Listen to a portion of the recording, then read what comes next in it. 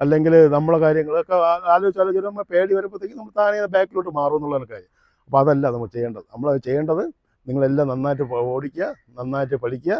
Licence എടുത്തു കഴിഞ്ഞാൽ അതാ പറഞ്ഞു, നമ്മൾ ട്രാഫിക്കിൽ ഓടിച്ച് പഠിപ്പിക്കുമ്പോൾ ലൈസൻസ് എടുത്തു കഴിഞ്ഞാൽ നിങ്ങൾ ഏർലി മോർണിംഗ് നിങ്ങൾ എടുക്കേണ്ടത് ഒറ്റയ്ക്ക് എടുക്കേണ്ടത് 6 മണിക്ക് നിങ്ങൾ സ്വന്തമായിട്ട് വണ്ടി എടുക്കുക. പറഞ്ഞൊരു കാര്യം മനസ്സിലായോ? എന്താണ് കാരണം? നിങ്ങൾ ട്രാഫിക്കിൽ ഓടിച്ച് പഠിച്ചു കഴിഞ്ഞാൽ,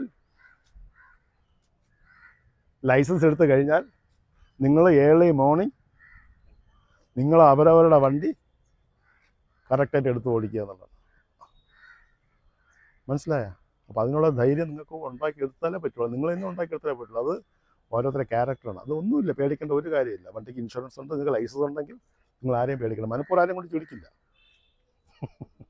മനഃപൂർവ്വം ആരെയും കൊണ്ടിരിക്കില്ല. നമ്മളിപ്പോൾ ബിസി റോഡിൽ ഓടിച്ച് പഠിക്കുന്നതുകൊണ്ട് നിങ്ങൾക്ക് പ്രോബ്ലംസ് ഒന്നും ഉണ്ടാവില്ല. ധൈര്യമായിട്ട് ഓടിക്കാൻ പറ്റും.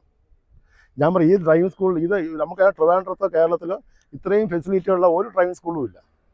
ഇത്രയും ട്രാക്ക് ഉള്ളതും ക്യാമറ ഉള്ളതും വണ്ടിക്കകത്ത് ക്യാമറ ഉള്ളത്.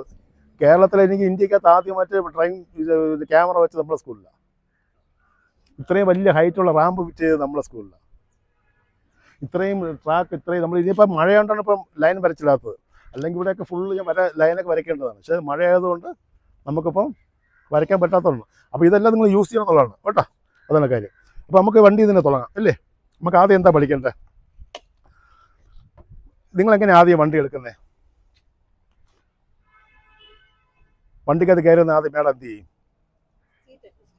Correct, first. ഓക്കെ, വാ മോളി ഫ്രണ്ട് കിട്ടുക.